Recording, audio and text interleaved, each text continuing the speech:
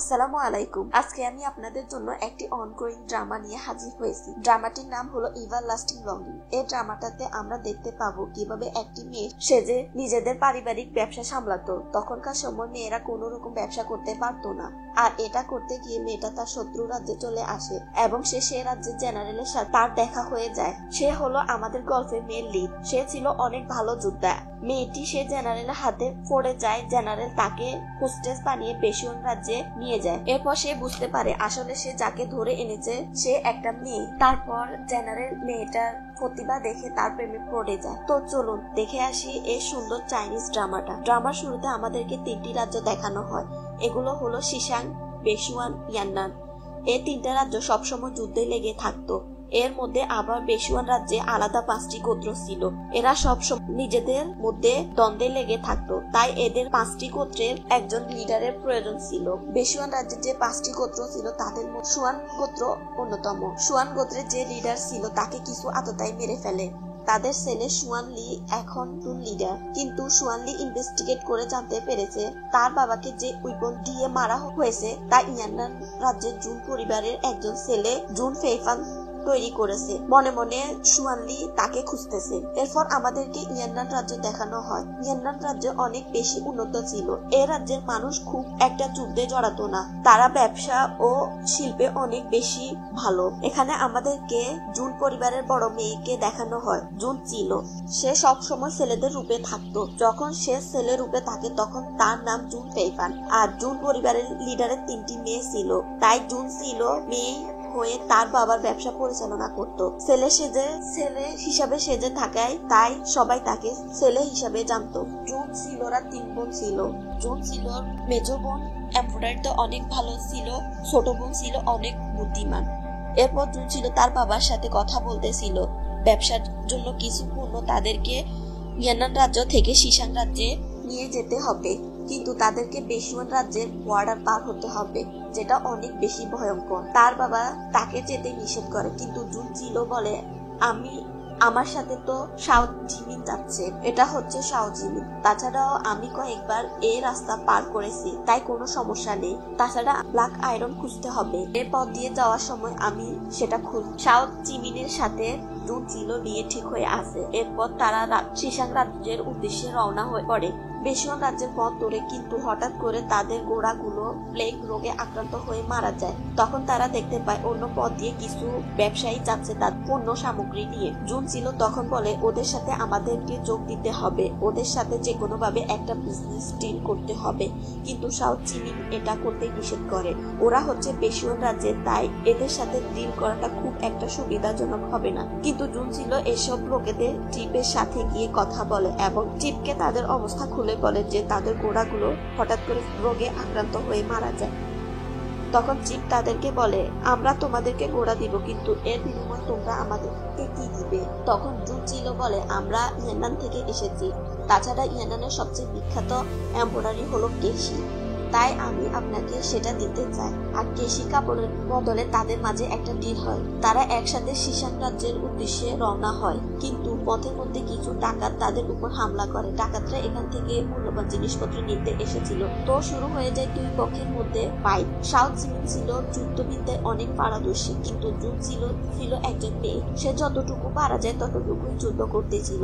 যখন জুন ছিল পড়তে যাবে তখন শাও জিমিন এসে তাকে বাঁচিয়ে নেয়। ঠিক তখনই দেখা যায় অন্য একটি দল এসে তাদেরকে ঘিরে ধরে। এটা ছিল বেশুয়ান রাজ্যের শুয়ান পরিবারের একটা দল। এদের যে লিডার হলো বেশুয়ান রাজ্যের প্রধান জেনারেল শুয়ান সেক্টরের লিডার শুয়ান লি। জুন ছিল খেয়াল করেন যে আগের লোকগুলো থেকে এদেরকে কিছুটা ভিন্ন ধরনের। তার মনে হয় এরা তাদেরকে বাঁচাতে এসেছে। অন্যদিকে এখানে শুয়ান লিকে দেখে অন্য ব্যবসায়ীরা অনেক ভয় পেয়ে যায়। তারা বলতে থাকে মনে হয় আমাদের প্ল্যান ধরা পড়ে যাবে। এই ফাইটিং এর ভিতরে শাও জিমিন একবার ইয়াং মাস্টার বলে জুন চিলোকে ডেকে উঠে। এটা আবার শুয়ানলি শুনতে পায়। শুয়ানলি মূলত এখানে জুন ফেইফানকে খুঁজতে এসেছে। শাও জিমিন কোনো রকমে জুন চিলোকে নিয়ে পালাতে শুরু করে। তখন তারা একটি পাহাড়ের উপর এসে থামে। পাহাড়ের উপরে ছিল বিপদ, নিচে ছিল পানি। এদিকে আবার জুন জিলোকে জুন পেইপান সন্দেহ করে সুয়ানলিও তাদের পিছু করতে থাকে। সে কারো কোনো ক্ষতি করতে আসেনি। এদিকে জুন জিলোকে সাউথ জিমিন বলে, আপনি তাড়াতাড়ি নিচে নেমে যান, আমি আপনার জন্য নিজে জীবন দিতে পারি মাই লেডি।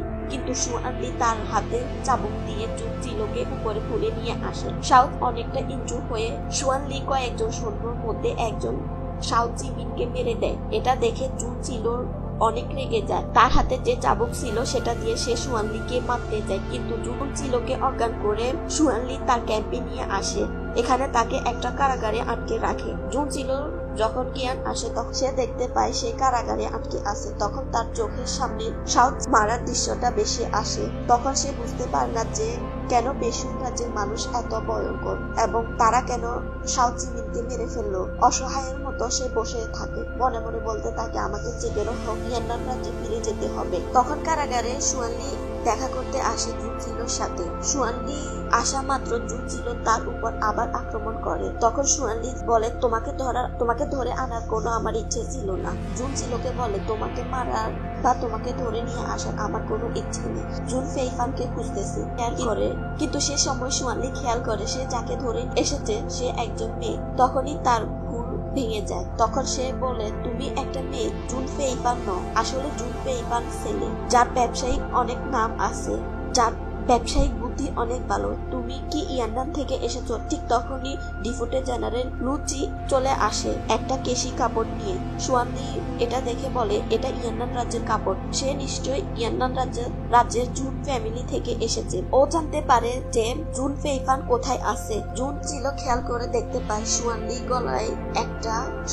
গলায় একটা ট্যাটু করা। তখন সে বুঝতে পারে এটা সুয়ানলি এবং পরবর্তী ওর লিডার। জুন জিলো বলে, আপনি যাকে খুঁজছেন সে আমি ইয়ান্নান রাজ্য থেকে আসিনি, আমি একজন ব্যবসায়ী, কিন্তু আমি শিশাং রাজ্যে যাচ্ছিলাম। হঠাৎ করে আমাদের প্রোডাক্টগুলো ফ্রেগ রোগে আক্রান্ত হয়ে মারা যায়, তাই আমরা পেশোয়ান রাজ্যের কিছু লোকেদের সাথে ডিল করি। আপনি যাকে খুঁজছেন মনে হয় সে এই পথ দিয়ে যাচ্ছিল, এবং তাছাড়া ওইসব লোকেরা এই মালামাল খুব সাবধানে নিয়ে যাচ্ছিল। আমার মনে হয় আপনি যাকে খুঁজছেন সে ওইখানে ছিল। আমি দেখেছিলাম তারা তাদের ক্যারাভ্যান খুব সাবধানে নিয়ে যাচ্ছিল, সেখানে মনে হয় গুরুত্বপূর্ণ কিছু আসে। সুয়ানলি যখন বাইরে আসে জিনিসগুলো চেক করতে, সে দেখতে পায় সেখানে মিলিটারির অস্ত্র রাখা ছিল, যেগুলো ওই লোকগুলো চুরি করে শিশাং রাজ্যে পাচার করতেছিল, যেগুলো এখন ধরা পড়ে যায়। এটা পেশুয়ান রাজ্যের শিখ লাইনই মূলত করেছে। যেহেতু সুয়ানলি একজন জেনারেল, তাই সে সব দিকে খেয়াল রাখতে হয়। জুন জিলোর জন্য অনেক বড় সত্য ঘটনা উন্মোচন হয়। তখন লুচি সুয়ানলিকে বলে,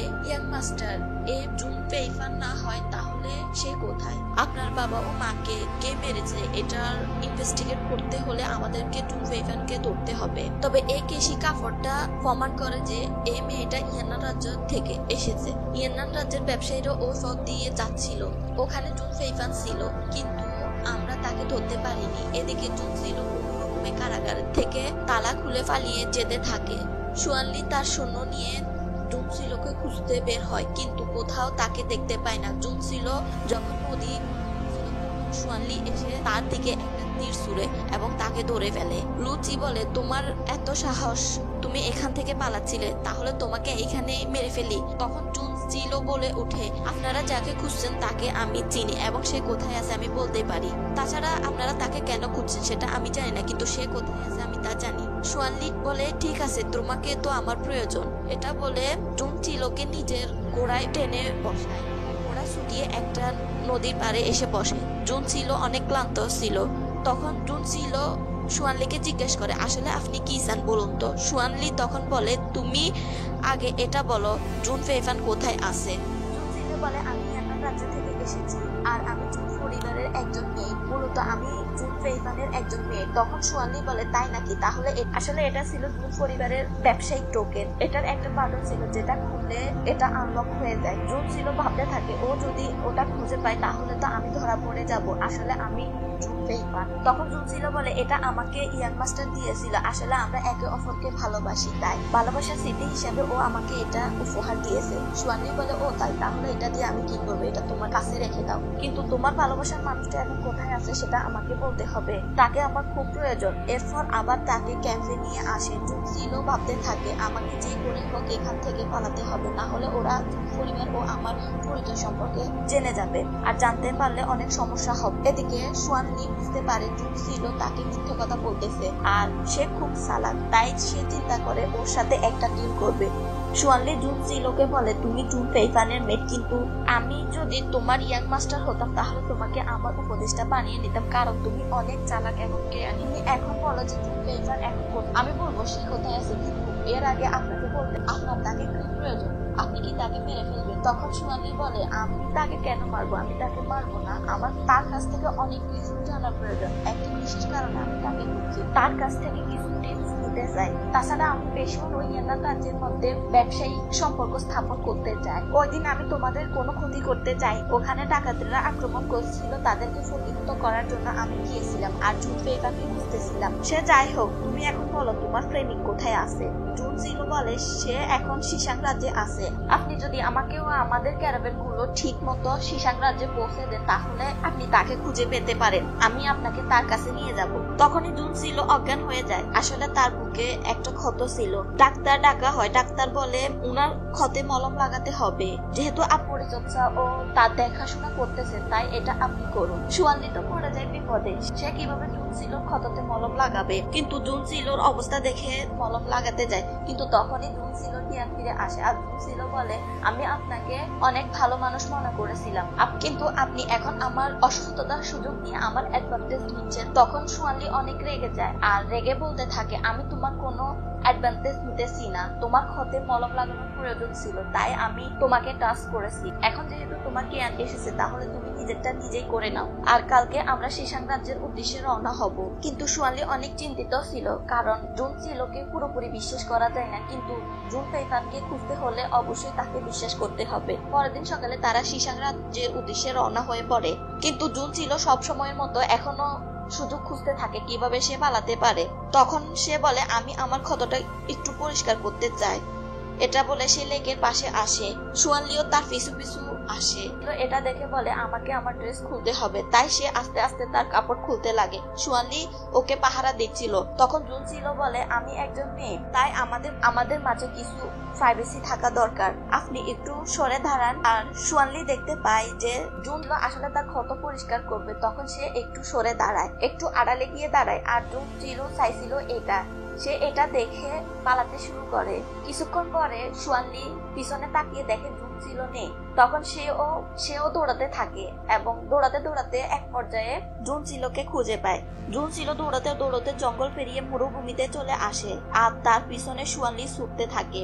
যেহেতু বেশুয়ান রাজ্য ছিল অনেক মরুভূমি, তাই জুনজিলো মরুভূমিতে এসে পড়ে এবং সে খেয়াল করে দেখতে পায় সে দৌড়াতে দৌড়াতে একটা চোরাবালির সামনে এসে পড়েছে। তখনই সে একটা বুদ্ধি খাটায়, সে কোনো রকমের চোরাবালিটা পার হয়ে দাঁড়িয়ে থাকে, আর সুয়ানলি যখন আসে তখন সে চোরাবালিতে আটকে যায়। আর জুনজিলো চাইছিল এইটা, সুয়ানলি চোরাবালিতে আটকে যায় আর সে পালিয়ে যেতে পারে, কিন্তু সুয়ানলি যেহেতু একজন জেনারেল সে এসব বিষয়ে অনেক পারদর্শী। সুয়ানলি যখনই চোরাবালিতে আটকে যায় তখনই সে তার হাতে চাবুক জুনজিলোকে টেনে ধরে এবং বলে আমি যদি এখানে মারা যাই তাহলে একা কেন মরবো, তোমাকে সাথে নিয়ে মরবো।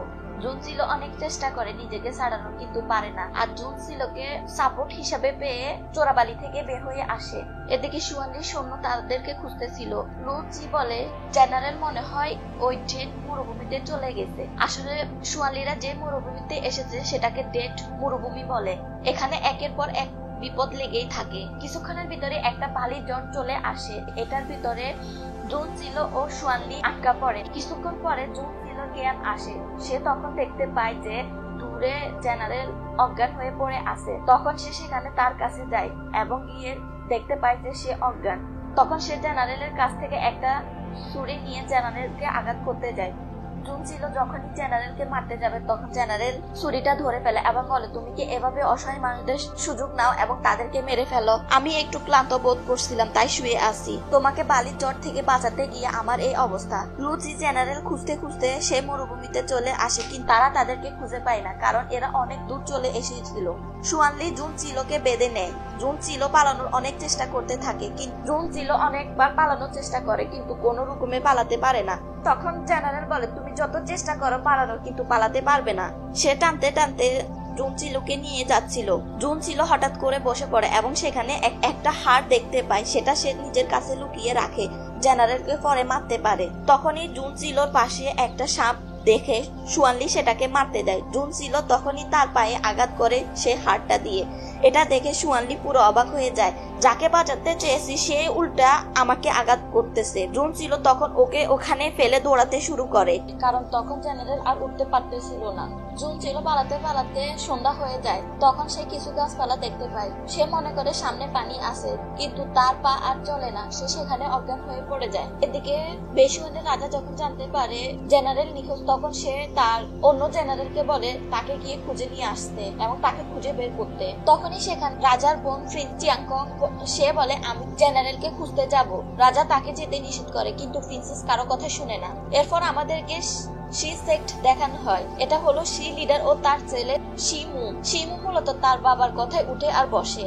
এরা সুয়ানলিকে মারতে চায়। শি লিডার চায় সে নিজে উলফ লর্ড হতে, কিন্তু তার উলফ লর্ড হওয়ার পথে বাধা হচ্ছে সুয়ানলি, তাই সে সুয়ানলিকে মারতে চায় এবং নিজে উলফ লিডার হতে চায়। জুনচিলো যখন জ্ঞান ফিরে আসে তখন সে দেখতে পায় জেনারেল বসে আছে। জেনারেল তখন তাকে বলে যখন থেকে আমাদের দেখা হয়েছে তুমি একের পর এক আমাকে আঘাত করতেছো, কিন্তু আমি কখনো তোমাকে আঘাত করিনি। প্রত্যেকবার তোমাকে বাঁচিয়েছি, কিন্তু কেন তুমি প্রত্যেকবার আমাকে এরকম আঘাত করছো? তুমি তো বলেছিলে আমাকে জুনপেইবারকে খুঁজে দিবে। এটা বলে জুনচিলোকে পানি খেতে দেয়। পরের দিন সকালে জুনচিলো দেখতে জেনারেল পড়ে আছে। তখন সে জেনারেলের মাথায় হাত দিয়ে চেক করে দেখতে তার খুব জ্বর এসেছে। তখন তার একটু খারাপ লাগে। তখন জুনচিলো মরুভূমি থেকে একটা ক্যাকটাস গাছ খুঁজে নিয়ে আসে এবং সুয়ানলির পায়ে। এদিকে রাজা হিজাও নামে একজন জেনারেলকে সুয়ানলিকে খুঁজতে বলেছিল। এদিকে জুনচিলো ও সুয়ানলি হাঁটতে হাঁটতে কিছু গাছপালা দেখতে পায়। মরুভূমির শেষ প্রান্তরে এসে পড়েছিল, কিন্তু তখনই সুয়ানলি দেখতে পায় কিছু মরুভূমির হায়না তাদের উপর অ্যাটাক করে দেয়। এটা দেখে সুয়ানলি জুনচিলোকে বলে তুমি এখান থেকে চলে যাও, আমাদের মধ্যে যে কোনো একজন বেঁচে থাকলে এটাই বেশি। কিন্তু এবার জুনচিলো সুয়ানলিকে একা রেখে যায় না, দুজনে একসাথে হায়নাগুলোর আক্রমণ প্রতিহত করতেছিল। জুনচিলো তখন গাছের একটা ঢালা দিয়ে তীর ধনুক তৈরি করে। হায়নাগুলো যখনই সুয়ানলির উপর আক্রমণ করবে তখন সে সুয়ানলিকে বাঁচিয়ে নেয় এবং এটা দিয়ে হায়নাদেরকে প্রতিহত করতেছিল। কিন্তু কিছুক্ষণ পরে জুনচিলো অজ্ঞান হয়ে পড়ে। তখনই অন্য জেনারেল তাদেরকে খুঁজে পায়, তাদের কাছে চলে আসে। সুয়ানলি জুনচিলোকে ধনুক বানাতে দেখে অবাক হয়ে যায় এবং বলতে থাকে আমি যাকে খুঁজছি এ কি সে? সুয়ানলি ও জুনচিলোকে দেখানো হয় তারা শহরে এসে পৌঁছেছে। তখন সেখানে হিজিও জুনচিলোর জন্য কাপড় নিয়ে আসে আর বলেন জেনারেল এই ছেলেটা এখানে কেন থাকবে, আমি তাকে অন্য রুমে নিয়ে যাই। আসলে হিজিও জানতো না যে জুনচিলো একজন মেয়ে। সুয়ানলি বলে ও অনেকটা আহত, তাই সে এখানে ক্লান্ত হয়ে ঘুমিয়ে পড়েছে, সে এখানে থাক, সমস্যা নেই। আসলে জুনচিলো সুয়ানলিকে বলেছিল সে যে একজন মেয়ে সেটা যেন কেউ জানতে না পারে, আর সুয়ানলি তার সেই কথাটা রেখেছে। এরপরে জুনচিলো ঘুম ভাঙে। তখন সে বুঝতে পারে তার কাপড় চেঞ্জ করা হয়েছে।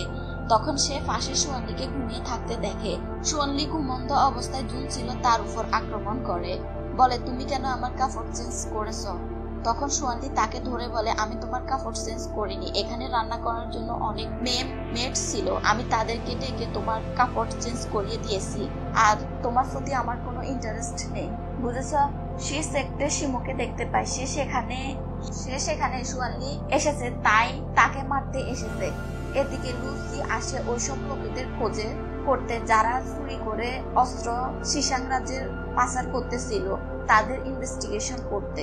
সেখানে এসে সে দেখতে পায় লোকগুলো সেখানে আত্মহত্যা করেছে, যাতে করে তাদের লিডারের খোঁজ না পাওয়া যায় এবং সত্যটা উদ্ঘাটন না হয়। কেস ইনভেস্টিগেশন এখানে বন্ধ হয়ে যায়। সুয়ানলি ও জুনচিলো লিয়াংজু নামে একটা শহরে এসে উঠেছে। সেখানে একটা ইন ভাড়া করে তারা থাকছে। জুনচিলো একটা দোকানে এসে ব্ল্যাক ক্রিস্টালের খোঁজ করতে লাগে, কোনো তথ্য পাওয়া যায় কিনা তার সম্পর্কে। এজন্য জুনচিলো এটা ভালো করে জানে যে ব্ল্যাক ক্রিস্টাল খুঁজতে হলে তাকে অবশ্যই জেনারেলের কাছাকাছি থাকতে হবে, যাতে করে জেনারেলের পাশে থেকে সে ব্ল্যাক ক্রিস্টালের খোঁজ পায়।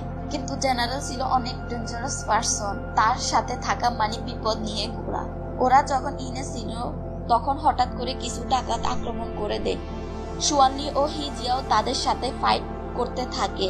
এই ডাকাতগুলো সাধারণ কোনো ডাকাত ছিল না, তারা মূলত শি ক্ল্যানের অর্ডারে সুয়ানলিকে মারতে এসেছে। শি ক্লানের লিডারই মূলত তাদেরকে পাঠিয়েছে সুয়ানলিকে মারার জন্য। হঠাৎ করে এখানে ডাকাতের আক্রমণ দেখে জুনসিলো অনেক ভয় পেয়ে যায়, কিন্তু জুনসিলোকে সুয়ানলি আগে একটা টোকেন দিয়ে রেখেছিল এবং তাকে পাঠিয়ে রাজ্যে।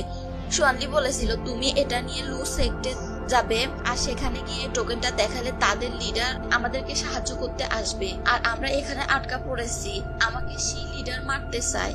সেই লিডার লোকজন পাঠিয়েছে আমাকে মারার জন্য। জুনসিলো রওনা দিয়েছিল রাজ্যের উদ্দেশ্যে। সুয়ানলি ও হিজিও অনেক ফাইট করে, অনেক ক্লান্ত হয়ে পড়ে। এদিকে রাজ্যে চলে আসে জুনসিলো। সে এই টোকেনটা দেখছে লিডার, এটা হলো রাজ্যের লিডার, এবং এই টোকেনটা যখন লু লিডার দেখে তখন সুয়ানলিকে বাঁচানোর জন্য এদিকে রওনা হয়ে যায়। এদিকে শিমু চেয়েছিল যেভাবে হোক আজকে সুয়ানলিকে মেরে ফেলতে, তাই সে একটা আগুনের তীর নিয়ে সে ইনের দিকে ছুড়ে মারে যাতে করে পুরো ইনে আগুন ধরে যায়। সেখানে সুয়ানলি ও হিজিও অনেকটা ইনজুর হয়ে পড়েছিল। তারা যখন আগুন দেখে তারা বের হওয়ার অনেক চেষ্টা করে।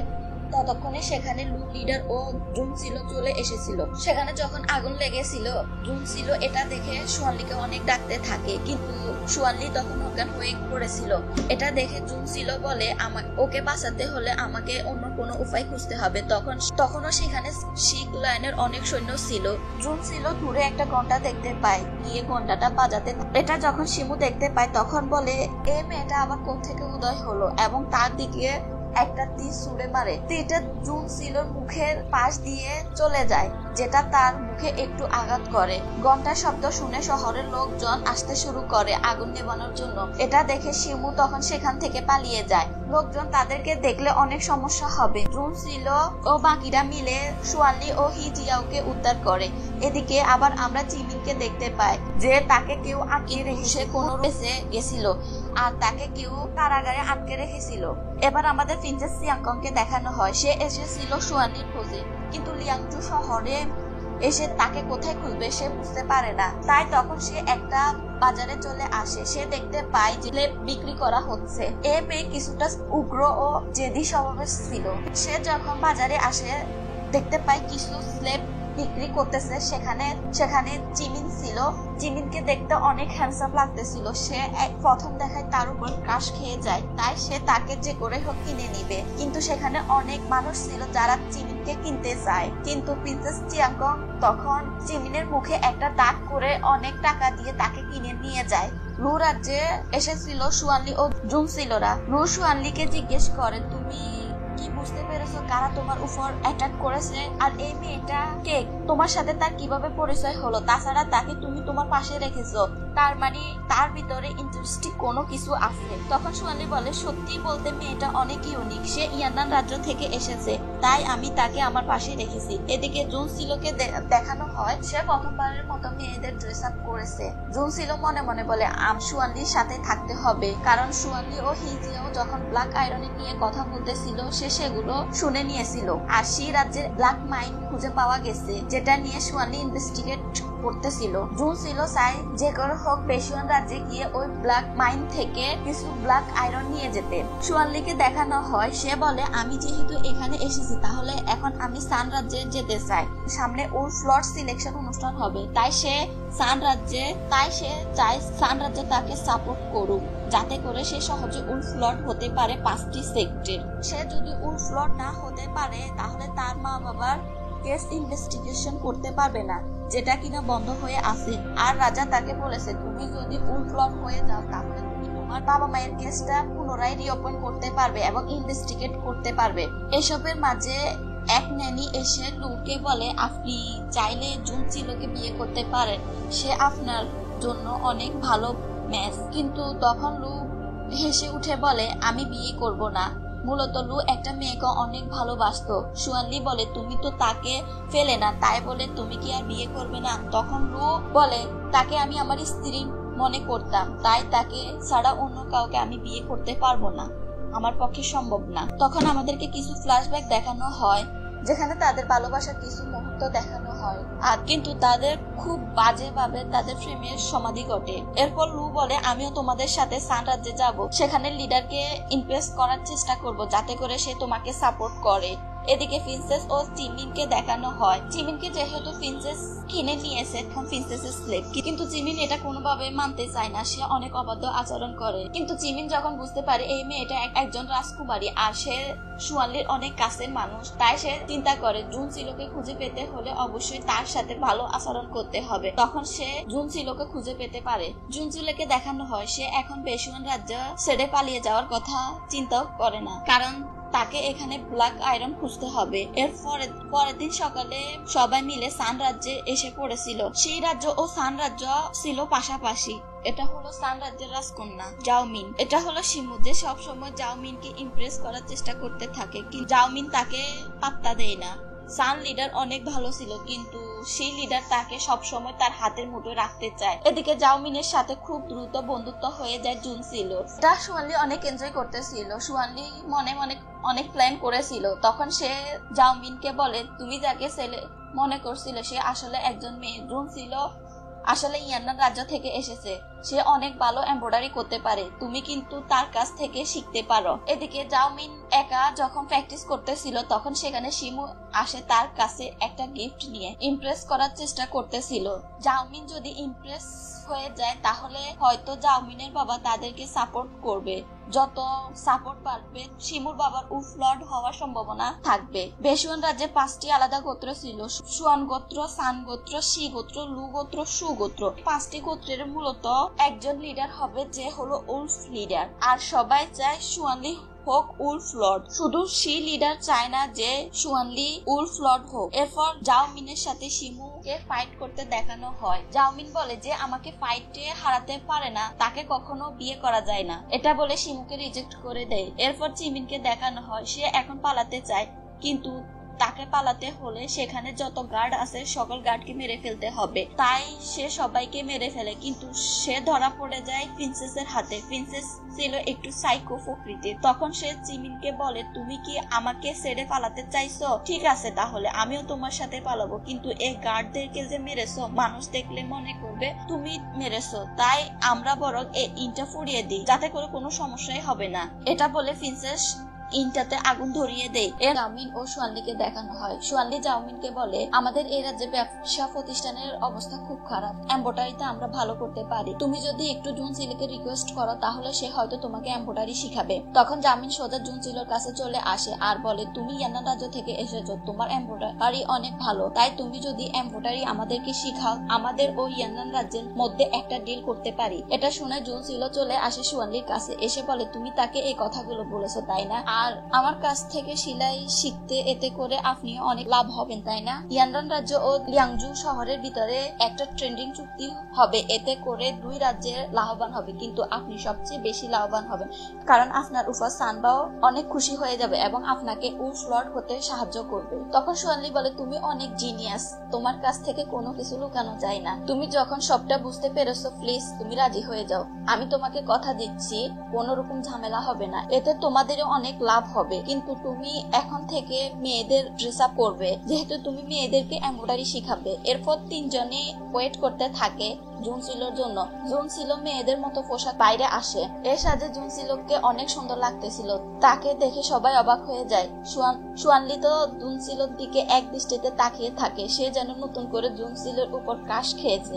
এরপর তারা একটি এমব্রয়ডারি শপ খুলে, কিন্তু তখন সেখানে রাজ্যের কিছু মানুষ এসে ভাঙচুর করতে থাকে। তারা বলে, আমরা খাবারের জন্য টাকা পাচ্ছি না, আর তোমরা কিনা টাকা ব্যয় করছো এই দোকানের পিছনে, আমাদের টাকা দেন আর খাবার দেন। জাওমিন তাদেরকে বোঝানোর চেষ্টা করে, কিন্তু কোন রকমই বোঝাতে পারে না। তখন জুনসিলো সবাইকে বলে, আমার কথা শুনুন, যদি আমরা একটা ব্যবসা করি এবং ব্যবসার দ্বার খুলে দিই এতে আমরা অনেক লাভবান হব আর আমাদের টাকা থাকবে, কিন্তু খাবার কিনে খেলে টাকা শেষ হয়ে যাবে, তার থেকে ভালো না একটা ব্যবসা করে নিজেদের টাকায় লাভবান হওয়া? তখন সুয়ানলিও তাদেরকে বলে, আমি আশা করছি এটাতে অনেক ভালো ফলাফল আসবে আর আপনারা একটু ধৈর্য ধরুন। এরপর কিছু ব্যবসায়ীদের ডাকা হয় জুনসিলো কেমন এমব্রয়ডারি করতে পারে সেটা দেখানোর জন্য। এর লোকদের জুনসিলো কিছু সময়ের মধ্যে একটা এমব্রয়ডারি করে দেখায়। এটা দেখে সবাই বলে এটা তো সাধারণ এমব্রয়ডারি, এতে বিশেষ কোনো কিছু নেই। এটা বলে ওরা চলে যেতে চায়। তখন জুনসিলো বলে আপনারা তো এটার আসল কাজটাই দেখেননি। এটা বলে সবাইকে বলে আপনারা শুধু এমব্রয়ডারির সামনের অংশ দেখেছেন কিন্তু পিছনের অংশ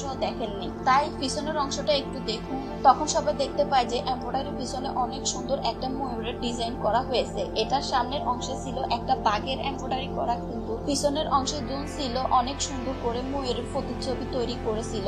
এটা দেখে সবাই অবাক হয়ে যায়, এই এমব্রয়ডারি তো অনেক ইউনিক, এটা তো দুইভাবে ইউজ করা যায়। তখন তারা জুনসিলোর সাথে বিজনেস ডিল করতে রাজি হয়ে যায়। এরপর কিছু শ্রমিক নিয়োগ দেওয়া হয় যারা কাজ করতে শুরু করে। তবে জুনসিলো যে শুধু সেলাই কাজে পারদর্শী তা কিন্তু না, সে টেক্সটাইল ও অনেক পারদর্শী। কোনো মেশিন নষ্ট হয়ে গেলে সে তা ঠিক করে দেয়।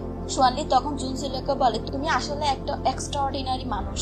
আমি যদি তোমার জুন ফেইফান হতাম না, তোমাকে আমার অ্যাডভাইজার বানিয়ে ফেলতাম এবং নিজের কাছে রেখে দিতাম। কিন্তু তখন দেখা যায় যে শ্রমিকগুলো এখানে কাজ করতেছিল তারা হঠাৎ করে অসুস্থ হয়ে পড়ে। তারা খুব বাজেভাবে অসুস্থ হয়েছিল। 3 দিনের ভিতরে কাপড় চোপড় গুলো সাপ্লাই দিতে হবে। এখন তারা সবাই অসুস্থ। আর এই কাজটা করেছিল মূলত সে লিডার। তখন সে ডাক্তার আসে এবং সে সুতাগুলো পরীক্ষা করে বলে এখানে বিভিন্ন মৃত পশু পাখির রক্ত লেগেছিল, যার কারণে তারা অসুস্থ হয়ে পড়েছে। তো আপনারা যখন সুতা সিলেক্ট করেছেন তখন ভালোভাবে চেক করে সিলেক্ট করা উচিত ছিল, কিন্তু জুনসিলোরা তো অনেক ভালো করে সুতা চেক করে সিলেক্ট করেছিল। তখন সেখানে পরিবেশটা অনেক খারাপ হয়ে যায়। এটা দেখে সানবাও বলে যেখানে মানুষ অসুস্থ হয়ে পড়ে এরকম শপের প্রয়োজন নেই। কিন্তু জাওমিন বলে আমরা সমস্ত কাপড় সুতা চেক করে এসেছি, এগুলোতে মৃত প্রাণীর কোনো রক্ত লেগেছিল না। আমার মনে হয় এগুলো কেউ ইচ্ছা করে লাগিয়ে দিয়েছে, নিশ্চয় আমাদেরকে ফাঁসানোর চেষ্টা করছে। তখন জুনসিলো বলে ঠিক আছে, যেহেতু আমি এই দায়িত্ব নিয়েছি তাই আমি এই মেয়েগুলোকে ঠিক করার দায়িত্ব নিচ্ছি এবং আমি 2 দিনের ভিতরে বিষয়টা সামাল দেওয়ার চেষ্টা করব। আপনারা আমাকে 2টা দিন সময় দেন। আর এই মেয়েগুলোকে ঠিক করতে হলে কিছু ঔষধি গাছের প্রয়োজন। তখন তারা ওষুধগুলো আনতে দোকানে যায়, কিন্তু দোকানে ওই ওষুধগুলো ছিল না। দোকানি বলে এই ওষুধগুলো কেউ নিয়ে যায়, তাই ওরা পাহাড়ে এসেছে ওই ওষুধটা নেওয়ার জন্য। পাহাড়ে এসে ওষুধি গাছটা দেখতে পায়, কিন্তু তা ছিল অল্প পরিমাণে। কিন্তু তারা এখানে আসার আগে প্ল্যান করে এসেছিল, কারণ সি লিডার কখনো তাদেরকে জিততে দিবে না। এখানে পাহাড়ের নিচ থেকে ওষুধটা আনতে হবে। তাই সোয়ানলি একটা লতা ধরে নিচে নেমে যায় ওষুধটা নেওয়ার জন্য এবং সে ওষুধটাও তুলে নেয়। কিন্তু তখনই জুনসিলো কি মনে করে লতাটা কেটে দেয়, এতে করে সোয়ানলি নিচে পড়ে যায়। জুনসিলো যখনই ওষুধটা নিতে যাবে তখনই কেউ এসে তাকে ধাক্কা দেয়, এতে করে সে নিচে পড়ে যায়। আর সে পড়েছে সোয়ানলির একদম গায়ের উপরে। সোয়ানলি বলে পড়ার জন্য একটা জায়গা পেয়েছো, আর যত আঘাত ছিল সবকিছু আমাকেই নিতে হয়েছে। যাই হোক, আমাদের প্ল্যান অনুযায়ী কাজ হচ্ছে। তাহলে আসলে তারা এখানে আসার আগে প্ল্যান করে এসেছে, তো এখন আমাদেরকে ফিরে যেতে হবে। এটা বলে তারা পাহাড়ের নিচে নামতে থাকে, কারণ তাদেরকে ফিরে যেতে হলে পাহাড়ের নিচে দিয়ে যেতে হবে। কিন্তু তারা কিভাবে নিচে নামবে? তখন তারা আবারও একটা লতার সাহায্যে নিচে নামতে থাকে।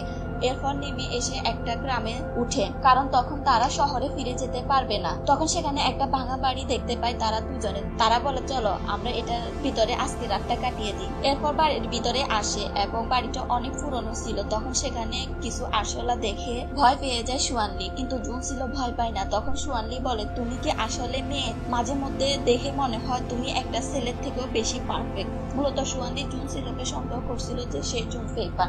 জুন ফেইফান কোনো ছেলে না। জুনসিলো এই ছেলে সেজে জুন ফেইফান হয়ে ঘুরে বেড়ায়, কিন্তু জুনসিলো তা কখনোই স্বীকার করবে না। এরপর দুজনে ঘুমোতে যায়।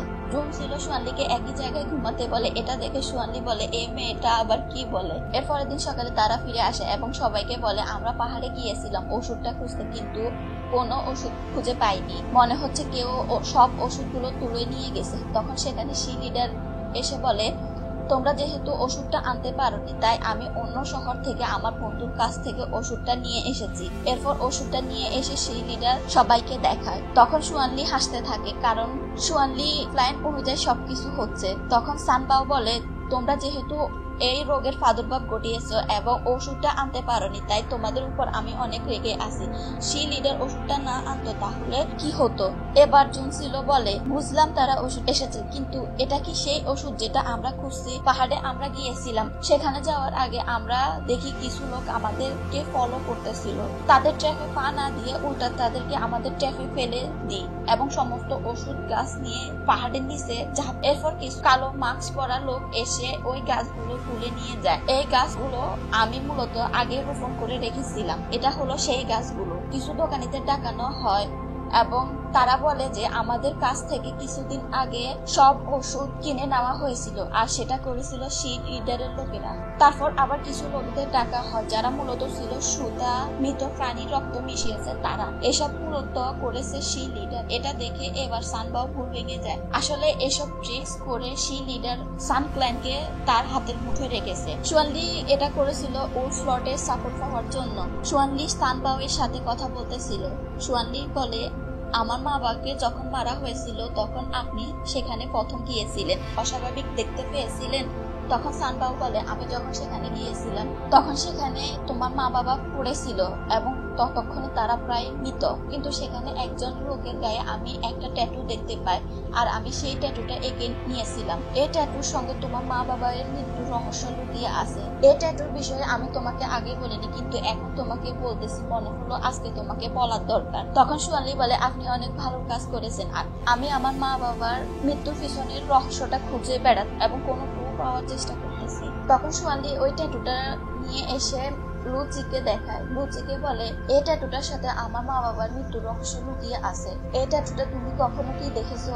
তখন লুচিও তার কাছ থেকে একটা ট্যাটু ছবি বের করে। ও বলে, আমরা যখন পেশোয়ান রাজ্যের ওসব লোকেদের ইনভেস্টিগেট করতেছিলাম, চুরি করে অস্ত্র পাচার করছিল, তাদের মধ্যে একজন আত্মহত্যা করেছিল, তার গলায় এই ট্যাটু ছিল। তারপর আমি আর কিছু করতে পারিনি, কারণ ওই সব লোকে নিজে নিজে আত্মহত্যা করেছিল। আমার মনে হয় এর পিছনে সেই লিডারের দায়ী।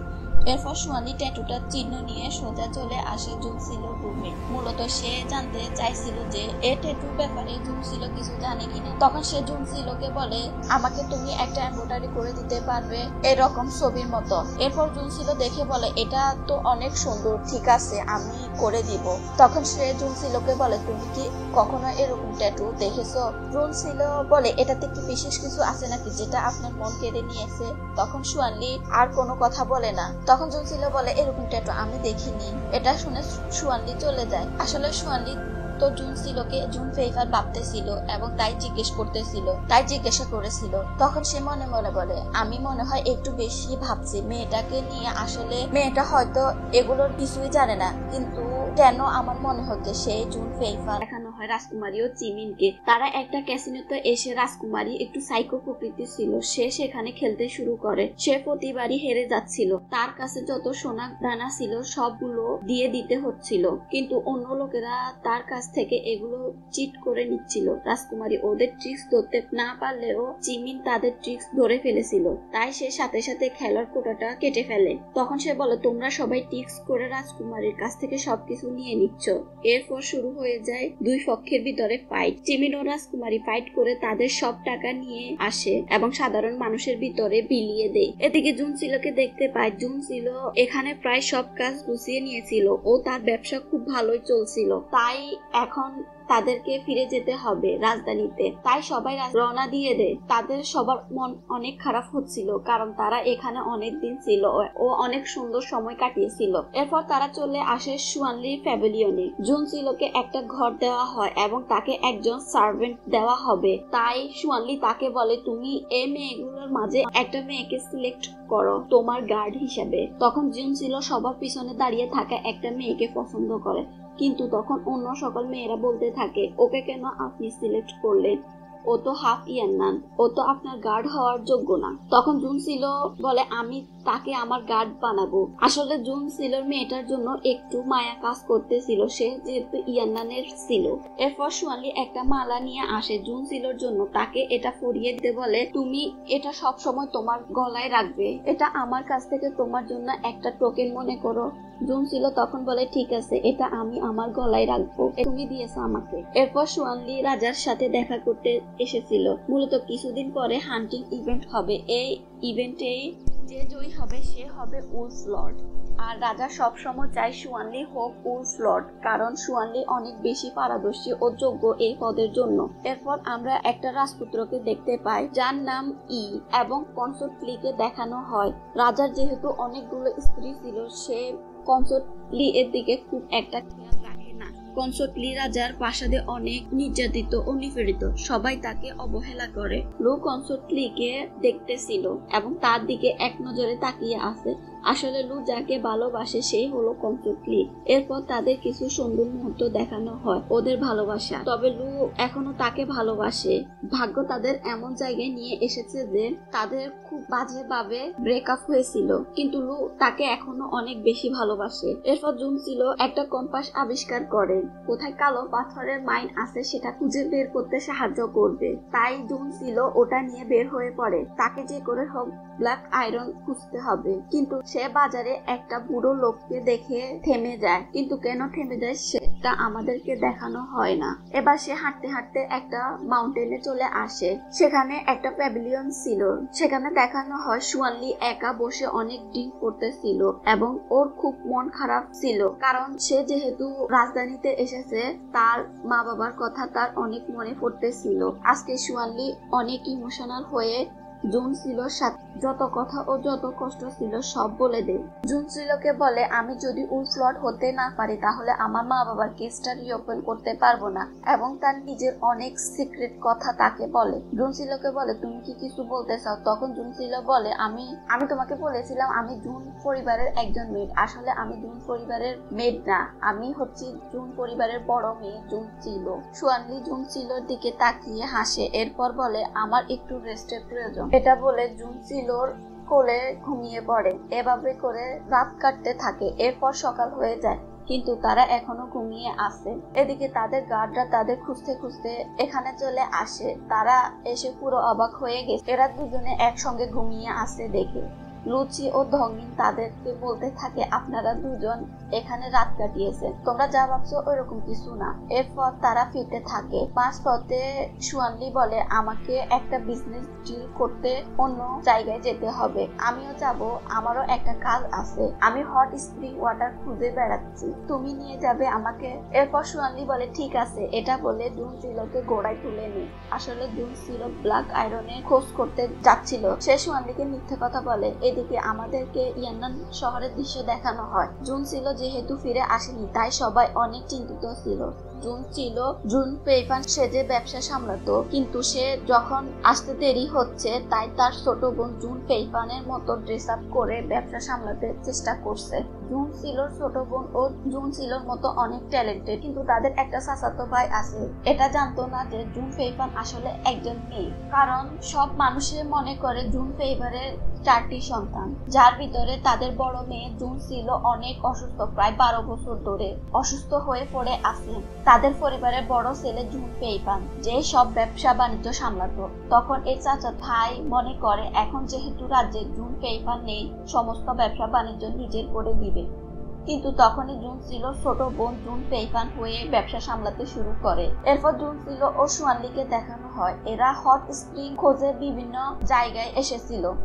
জুন সিলোকে সুয়ানলি একটু পরীক্ষা করতেছিল। আসলে সুয়ানলি জানে জুন সিলো কি খুঁজতেছে। এরপর সে জুন সিলোকে একটা মাইনে নিয়ে আসে। সুয়ান জানতো যে জুন সিলো ব্ল্যাক আয়রনের ছিল। এটা এমন একটা মাইন ছিল যেটাতে অনেক ধরনের পাথর খুঁজে বের করা হতো। এই মাইন ব্ল্যাক আয়রন দেখে জুন সিলো দৌড়ে সেটার কাছে যায় এবং সে মনে মনে বলতে থাকে এটাই তো ব্ল্যাক ক্রিস্টাল আয়রন, আমি তো এটাই খুঁজে বেড়াচ্ছি। এরপর সুয়ানলি তার কাছে এসে বলে কি হয়েছে, তুমি কি এরকম কোনো পাথর খুঁজছো নাকি? তখন জুন সিলো বলে এটা এমন একটা পাথর যেটা খুব মজবুত, এটা যে কোনো আঘাত সহ্য করতে পারে। এটা কি আমি নিতে পারি? সুয়ানলি বলে অবশ্যই তুমি নিতে পারো। এরপর জুনসিলো পাথরটা বাড়িতে নিয়ে এসে পরীক্ষা নিরীক্ষা করতে থাকে। এটা দিয়ে সে বিভিন্ন ধরনের নাট তৈরি করতে থাকে, কারণ এটা সে টেক্সটাইল শিল্পে ব্যবহার করবে বলে ভেবেছে। এদিকে আবার হিজিওকে দেখতে পায়। সে রাজকুমারীকে খোঁজার জন্য লিয়াংজু শহরে থেকে গেছিল, আর সেখানে সে রাজকুমারীকে পেয়ে যায়, সাথে চিমিনকে। সে চিমিনকে দেখে বলে এটা আবার কে? হিজিয়াও চিমিনকে একদমই পছন্দ করে না। রাজকন্যা বলে ওকে আমি টাকা দিয়ে কিনেছি, এখন থেকে সে আমার স্লেভ, এই বিষয়ে একদম মাথা ঘামাবে না। এরপর রাজকুমারীকে কিছু লোকজন হঠাৎ করে তুলে নিয়ে আসে একটা জায়গায়। তোমরা আবার কারা? তখন লোকগুলো বলে সেদিন ক্যাসিনোতে তোমরা আমাদের টাকা পয়সা নিয়ে চলে এসেছিলে, এখন সেগুলো ফেরত দাও। সেগুলো ফেরত নিতে এসেছি। কিন্তু তখনই সেখানে চিমিন চলে আসে, আর লোকগুলো ভয়ে পালিয়ে যায়। এটা দেখে রাজকন্যা চিমিনকে আরো ভালোবাসতে শুরু করে, কারণ চিমিন তাকে সব সময় বাঁচিয়ে চলেছে। এদিকে আমরা দগিনকে দেখতে পাই। সুয়ানলিকে এসে বলে আমি অনেকক্ষণ ধরে মাই লেডিকে খুঁজে পাচ্ছি না। আসলে জুনসিলো ওই মাইনে এসেছিল, আর এটা খুব ভালো করে সুয়ানলি বুঝতে পারে, আর সে সেখানে জুনসিলোকে খুঁজতে চলে আসে।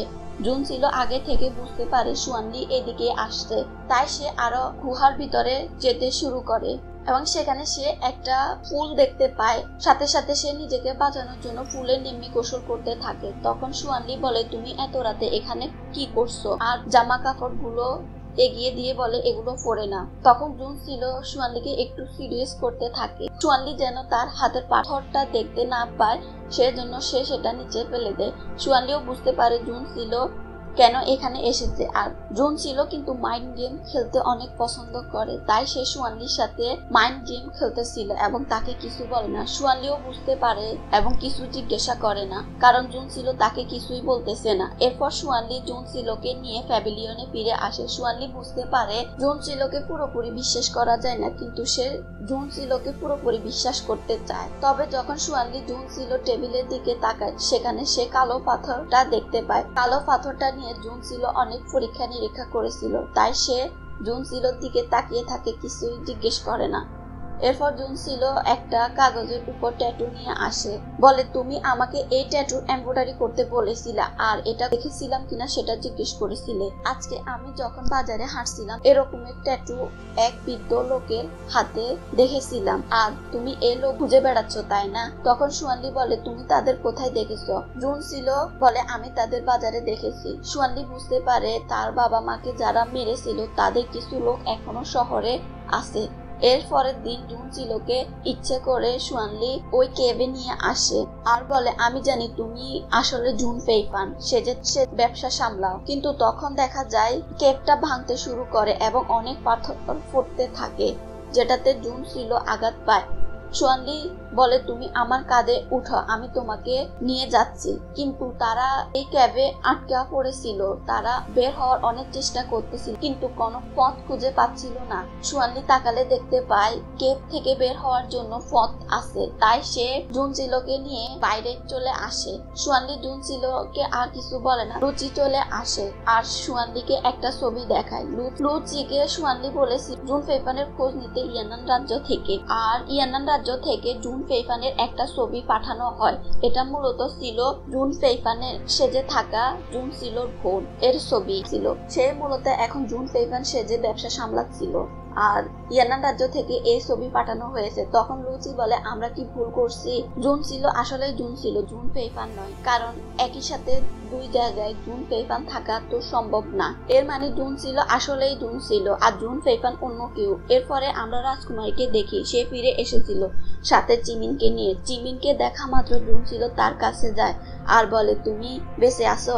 এটা দেখে আমাদের সুয়ানলির মাথা ঘুরে যায়। তখন সে চিমিনকে দেখতে পায়। এটা দেখে সে বলে এটা তো সেই ছেলে যাকে আমরা প্রথম দিন মেরে ফেলেছিলাম, এ এখনো বেঁচে আছে। এদিকে চিমিন অনেক রেগে সুয়ানলির দিকে তাকিয়ে থাকে। সে বলে এদের থেকে যে করে হোক আমাকে প্রতিশোধ নিতে হবে। তখন রাজকন্যা বলে এটা আমার স্লেভ, তাই তাকে কেউ নিতে পারবে না।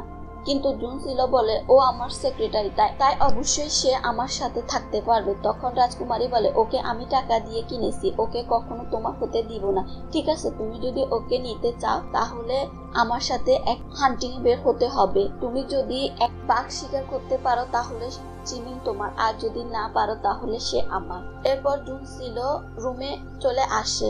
জুনসিলো রুমে সুয়ানলি এসে তাকে একটা টেকনিক শেখাতে থাকে। সেই টেকনিকে জুনসিলো হেরে যায়। সুয়ানলি বলে এই টেকনিকটা ধরতে পারলে না তাহলে হান্টিং এ কিভাবে রাজকুমারীকে হারাবে, আর কিভাবে তুমি চিমিনকে তার কাছ থেকে নিবে। মনে হয় তোমার চিমিনকে পাওয়া হলো না, কারণ রাজকুমারী ছোট থেকে এসব যুদ্ধবিদ্যায় অনেক পারদর্শী। তোমার চিমিনকে পাওয়ার কোনো প্রয়োজন নেই, তুমি আমার সাথে সারা জীবন এখানে থেকে যাও, আমি তোমাকে প্রোটেক্ট করব। কিন্তু জুনসিলো বলে আমি হান্টিং এ কালকে বের হব, আর তুমি কিভাবে আগে থেকে বলতে পারো কে জিতবে কে হারবে। তখন সুয়ানলি একটা চাকু বের করে বলে চিমিনকে আমার লোকজনই মেরেছে, তাই তুমি প্রতিশোধ নিতে চাইলে নিতে পারো, কিন্তু আমি তোমাকে চিমিনের সাথে কখনোই যেতে দিব না, তুমি আমার সাথে থাকবে এইখানে। তখন জুনসিলো চাকুটা বের করে সুয়ানলির গলায় ধরে বলে তুমি কি ভাবছো আমি তোমাকে মারতে পারবো না। সুয়ানলি বলে আসলে যদি তুমি আমাকে মারতে পারো তাহলে মেরে তুমি তোমার রাজ্যে চলে যাও, আর যদি মারতে না পারো তাহলে তুমি আমাকে কথা দিতে হবে যে তুমি আমার সাথে এখানেই থাকবে। এই ছুরিটা তুমি তোমার কাছে রেখে দাও, যাতে করে যেদিন তুমি আমাকে মেরে এই ছুরিটা দিয়ে মারো এবং মেরে চলে যেও। এরপরে জুনসিলোর সাথে চিমিন দেখা করতে আসে। চিমিন বলে এখন অনেক রাত, তাই চলুন আমরা এখান থেকে পালিয়ে যাই, কেউ আমাদেরকে দেখতে পাবে না। কিন্তু জুনসিলো এখন যেতে পারবো না। চিমিন বলে কেন? জুনসিলো বলে কালো পাথরের সন্ধান পেয়ে ওটা যে করে হোক আমাদের ইয়ান্নান রাজ্যে নিয়ে যেতে হবে। এটা নিয়ে গেলে আমাদের ব্যবসার অনেক উন্নতি হবে, আর যে করে হোক ওদের সাথে যে কোনো একটা ডিল করতে হবে। ওতে দেখানো হয় সবাই হান্টিং ইভেন্টে চলে এসেছে। আজকে রাজকুমারীর সঙ্গে জুনসিলোর হান্টিং হবে। তারা দুজনে হান্টিং করার জন্য জঙ্গলের ভিতরে যেতে থাকে। সুয়ানলি তখন তার গার্ডদের বলে রেখো ওরা যেন রেস্ট্রিক্টেড এরিয়ায় না যায়, রেস্ট্রিক্টেড এরিয়ায় চলে গেলে আমাকে খবর দিবে। এরপর সুয়ানলি চিমিনকে বলে তুমি কি সত্যি তোমার মাই লেডির সাথে চলে যেতে চাও? কিন্তু জিমিন আজকে তো জুনসিলো জয়ী হতে পারবে না, তাই তোমার ও তার কাছে ফিরে যাওয়া হলো না, আর জুনসিলো তো আমার সঙ্গেই থাকবে। এদিকে এরা হান্টিং করতে করতে ওই রেস্ট্রিক্টেড এরিয়ায় চলে আসে, যেখানে একটা বাঘ আমরা দেখতে পাই, যেটা হান্টিং করতে দুজনে এখানে এসে পড়েছিল। কিন্তু জুনসিলো যখনই বাঘ বরাবর তীরটা ছুড়ে সেটা তার পাশে গিয়ে পড়ে, এতে করে বাঘটা অনেক রেগে যায়। আর এই সুযোগটা কাজে লাগায় রাজকুমারী। সে জুনসিলোর ঘোড়াটাকে রাগিয়ে দেয়, এতে করে ঘোড়াটা সামনের দিকে যেতে শুরু করে। তখনই সেখানে সুয়ানলি এসে জুনসিলো ধরে নেয়। জুনসিলো তখন তীরটা বাঘের দিকে ছুড়ে মারে, এতে করে বাঘটির গায়ে তীরটা লাগে এবং বাঘটি আহত হয়ে পড়ে যায়। আর এই হান্টিং ইভেন্টে জুনসিলো জিতে যায়। এতে করে রাজকুমারী অনেক রেগে যায় আর জিমিনকে বলে আমি তোমাকে বাঁচিয়েছি, তুমি কি সত্যি আমার কাছ থেকে চলে যেতে চাও? তুমি জুনসিলোর কাছে যেতে চাও তাই না? এটা আমি কখনোই হতে দিব না। জুনসিলো বলে আপনি আমাকে প্রমিস করেছেন আর এখন সেটা পূরণ করবেন না? তখন রাজকন্যা বলে আমি ওকে কিনেছি, তাই আমি ওকে মেরেও ফেলতে পারি, এই বিষয়ে কেউ কিছু বলতে পারবে না। রাজকুমারী অনেক পাগলামি করতেছিল। তখন সুয়ানলি তাকে নিয়ে আসে আর বলে তুমি মাথা ঠান্ডা করো। পরের দিন হিজেও আসে, সুয়ানলিকে বলে আমি কোথাও জুনসিলো ও চিমিনকে দেখতেছি না, ওরা কোনো এক লেটার পেয়ে চলে গেছে জঙ্গলের ভিতরে। হিজেও বলে চিমিন নাকি জুনসিলোকে লেটার পাঠিয়েছে আর বলেছে জঙ্গলে দেখা করতে আপনার জন্য, আমি সেখানে অপেক্ষা করব। আসলে লেটারটা চিমিন লিখেনি, এটা লিখেছিল লু জিয়াওয়ের লোকেরা, আর এটা মূলত করেছে লু জিয়াওয়ে। লু জিয়াও মনে মনে অনেক কিছু প্ল্যান করছে, যা আমরা সামনে গিয়ে জানতে পারবো। জুনসিলো ও চিমিনকে খোঁজার জন্য সবাই চলে আসে। এদিকে জুনসিলো জঙ্গলের ভিতরে খুঁজতে খুঁজতে চিমিনকে পেয়ে যায় আর বলে তুমি আমাকে কেন এখানে আসতে বলেছো, কেন ওই লেটারটা লিখেছো? তখন চিমিন বলে আমি ওই লেটার লিখিনি, আপনি তো আমাকে লেটার লিখেছেন এখানে আসার জন্য, তাই তো আমি এখানে এসেছি। মনে হয় আমরা কোনো ট্র্যাপে পড়েছি, চলুন আমরা এখান থেকে পালিয়ে যাই। ওরা যখনই পালাতে যাচ্ছিল তখনই কিছু লোক এসে তাদের উপর আক্রমণ করে দেয়। এদেরকে খুঁজতে খুঁজতে সুয়ানলিরা ও জঙ্গলের ভিতর চলে আসে। জুনসিলো ও চিমিনের সাথে তাদের দেখা হয়ে যায়। তখন তারা জঙ্গলের ভিতর দিয়ে যেতে থাকে, কারণ তখন অনেক আততায়ী তাদের উপর আক্রমণ করে দিয়েছিল। এদিকে রাজকুমারী একটা ট্র্যাপে পড়ে যায়। এটা থেকে চিমিন রাজকুমারীকে বের করে আর ওরাও জঙ্গলের ভিতরে চলে যেতে থাকে। লু জিয়াওকে হি জিয়াও এসে বলে সুয়ানলিকে কোথাও খুঁজে পাওয়া যাচ্ছে না, জঙ্গলের ভিতরে ঢুকে গেছে মনে হয়, তাই আপনি এটার ইনভেস্টিগেট করুন এবং তাকে খুঁজে বের করার চেষ্টা করুন। তখন লু জিয়াও বলে আমি আমার সর্বোচ্চটা দিয়ে চেষ্টা করব সুয়ানলিকে খুঁজে বের করার, কিন্তু কিছুদিন পরেই তো হান্টিং ইভেন্ট আর এখন সুয়ানলিকে পাওয়া যাচ্ছে না। এটা মনে হচ্ছে সি লিডার করেছে, কিন্তু এটা মূলত করেছিল লু জিয়াও নিজে। এরপর এরা জঙ্গলে খুঁজতে খুঁজতে বাড়ি খুঁজে পায়, সেখানে একটা গোত্রের মানুষ বসবাস করে আর সবার ঘাড়ে ওই রকম ট্যাটু করা আছে। এরা শিকল্যান্ড থেকে পালিয়ে বেড়াচ্ছে আর তাদের কাছে এসে এরা 4 জন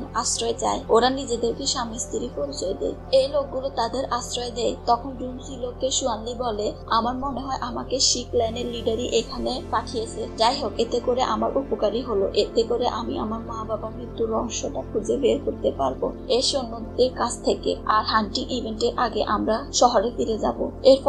এরপর সে তার রহস্য উদ্ঘাটনের কাজে চালিয়ে যেতে শুরু করে। এখানকার যে চিফ আছে তার সাথে কথা বলতে থাকে। সে চিফকে জিজ্ঞাসা করে আপনারা এখানে কেন, আপনারা কোনো লোকালয়ে বা শহরে কেন থাকেন না? চিফ বলে আসলে আমরা শিকল্যান্ডের সোলজার, কিন্তু 12 বছর আগে এমন একটা ঘটনা ঘটে যার কারণে আমাদেরকে মেরে ফেলার আদেশ দেওয়া হয়েছিল শিকল্যান্ড থেকে। তারপর আমরা পালিয়ে বেড়াচ্ছি এবং এখানে বসবাস করতে শুরু করি। শিকল্যান্ডের কেউ একজন আমাদেরকে মেরে ফেলতে চায়, যদি আমাদেরকে দেখতে পায় তাহলে সে আমাদেরকে মেরে ফেলবে, তাই আমরা লুকিয়ে আছি। এরপর সবকিছু বুঝতে পারে সুয়ানলি, কারণ এই সোলজার গুলো কোনো অন্যায় করেনি, এরা কোনো বড় সত্য জানে যার কারণে শিকল্যান্ড তাদের পিছনে পড়ে আছে।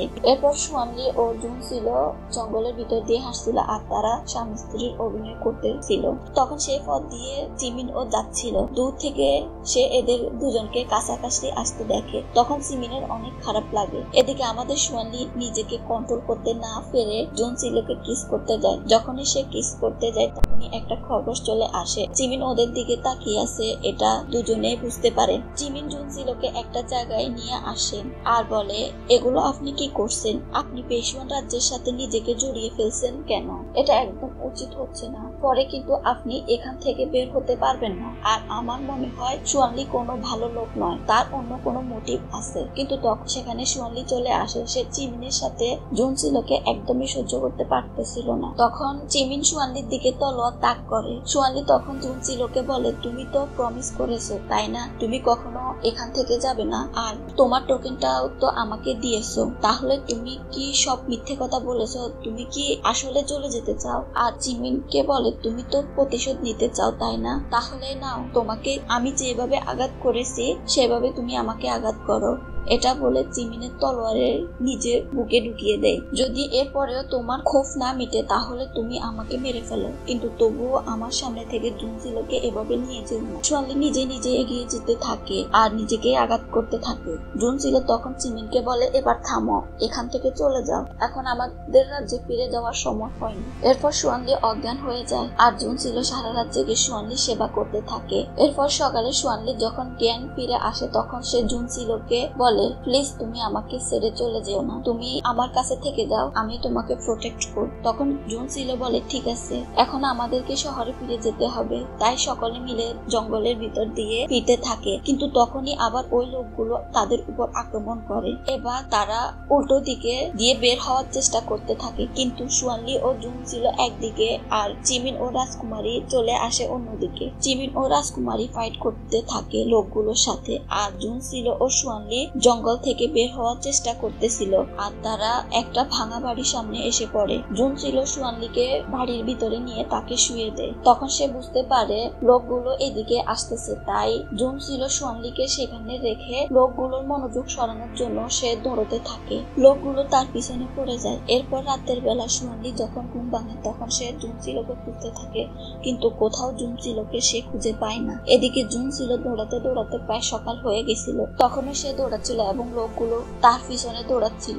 লোকগুলো জুনসিলোকে ধরে নেয় এবং তাকে গাছের সাথে বেঁধে রাখে। আসলে তাদের অর্ডার ছিল এদেরকে জঙ্গলের ভিতরে আটকে রাখা, কিন্তু কাউকে মারতে নয়। এরপর সুয়ানলি এসে জুনসিলোকে বাঁচিয়ে নেয় আর বলে, তুমি কেন এত বড় রিস্ক নিয়েছো আমাকে বাঁচানোর জন্য? তখন জুনসিলো বলে, আমি তো পালাতে চাচ্ছিলাম তাই পালাতেছিলাম, আমি কোনো রিস্ক নিইনি। তখন সুয়ানলি বলে, আমি বুঝতে পেরেছি তুমি কেন এটা করেছো, আমি জানি তুমি আমাকে বাঁচানোর জন্য এটা করেছো। এর মাধ্যমে এই পার্টটি শেষ করছি। ভিডিওটি যদি ভালো লেগে থাকে তাহলে একটা লাইক করো, চ্যানেলটা সাবস্ক্রাইব করে পাশে থেকো আর কমেন্টে জানিও পরের পার্টটি দেখতে চাও কিনা।